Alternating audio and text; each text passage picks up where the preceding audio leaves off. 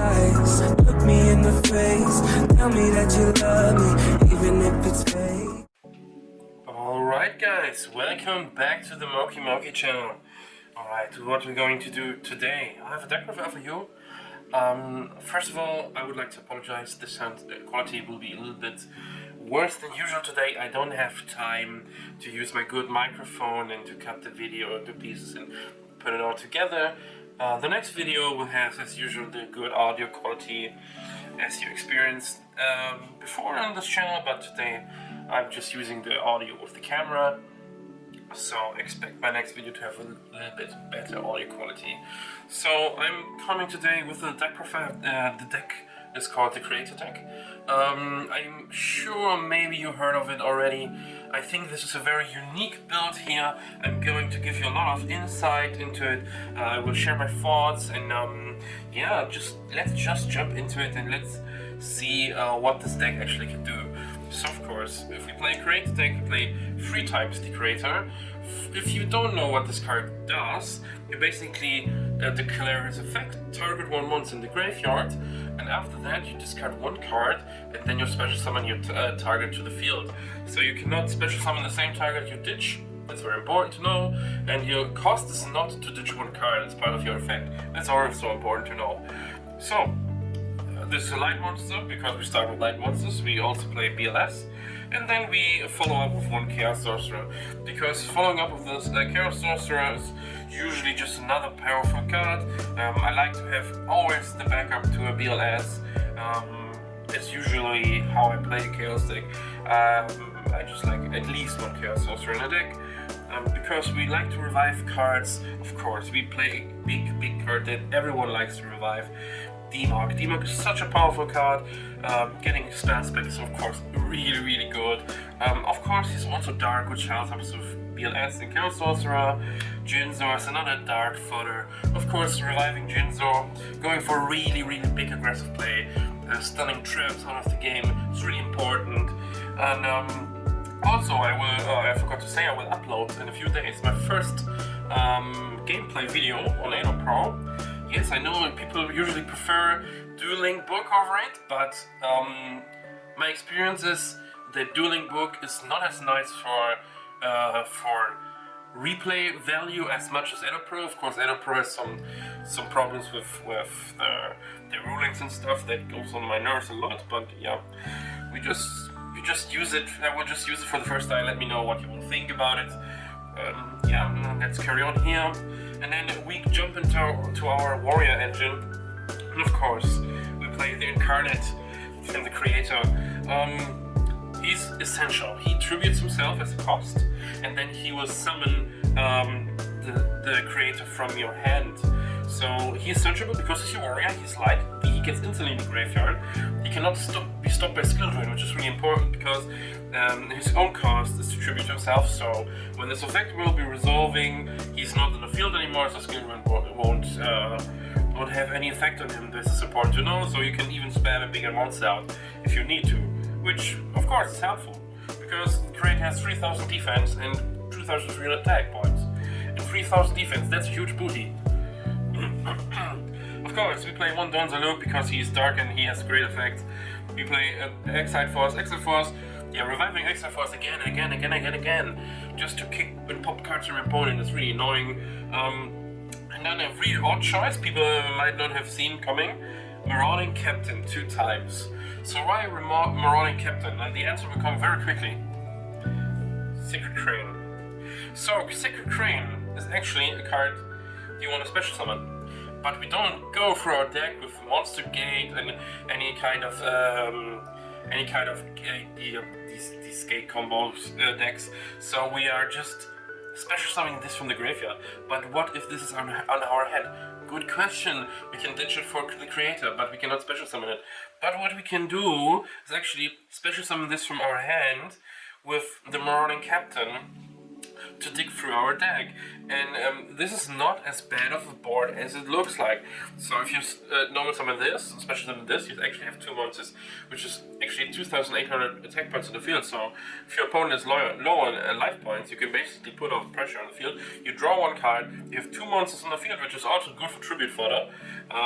Yeah, so your opponent has to answer that basically. And you basically, if you put Crane on the field, it's always nice on the field because your opponent is not likely to get it somewhere in the graveyard. If it's in the graveyard, it's special summonable, fairly easy for you, and you will draw cards for that again. And drawing cards is good because you want to see cards, because this is a combo deck. Of course, combo decks want to see cards. Sin is a Serpent, yes, ditching cards, alright. Sin is a Serpent, very good, you don't have to pay cost. Sangan, because we want to search Sin is a Serpent and other stuff. Sangan, reviving Sangan and searching again and again and again, yeah, that's very good. Break it because we don't like back row. Back rows are a nightmare. This deck loses to back row. So if you play, like this deck is not tier 1 deck by any means, but if you play against a deck that plays a lot of back row, you will have a hard time. So this deck is actually fairly good against just lean back control deck like goat control, because you can burst through sometimes. But if your opponent plays a lot of back row, providing no chance to build up any board before you can actually, just stopping you in your tracks before you even can go off. This will really hinder you. So this is like the worst thing that can happen for your deck. Okay, Trinity, of course. Card destruction, because you need to play card destruction in this deck. Because why? Yes, putting Crane in the graveyard, great. Putting D-Mok in the graveyard, great. Putting Jinzo in the graveyard, great. Putting a lot of stuff in the graveyard, great. Having a bad hand with a lot of big monsters on your hand, alright, card destruction, let's set a new one. Let's start new over. So, card destruction is obvious choice. Some people forget about it, never forget about it. It's really important. Of course, Heavy Storm, of course, a Mystical Space Typhoon. Snatch, Burial is a power card in this deck. Rhoda 2 times. We need the warriors. We need to Incarnate very fast. Of course, we can always grab Marauding Captain for a Crane play. Draw another card, so our deck gets thinner. We see more and more and more. So even just imagine searching for it, 1 card less in the deck, and then draw 1 card less in the deck. You get further and further, right? Recycling warriors from the graveyard is actually important sometimes here. You can even recycle BLS with that, by the way, so that is really nice. And then 3 times cards of safe return. Yeah, so why not draw cards for specialty cards from the graveyard, right? So imagine special summoning D-Mok and drawing a card and recycling a spell. That's broken. Imagine special summoning Crane and drawing 2 cards. It's also broken. You will gain advantage with this deck, unless your opponent blocks you with tracks before you can do that. So if you play against this deck, you basically want to stop your opponent making a big board and press you on and gain advantage on you. If you play this deck, you will want basically your opponent to waste their resources so you can make a really fast big board. And usually you can set up this on the first turn, and then you can break from the second turn, unless your opponent will try to hinder you with that. Okay, we play 2 Book of Moons. Why Book of Moons? Okay, really important. If you play a deck with big monsters, you have to protect them somehow.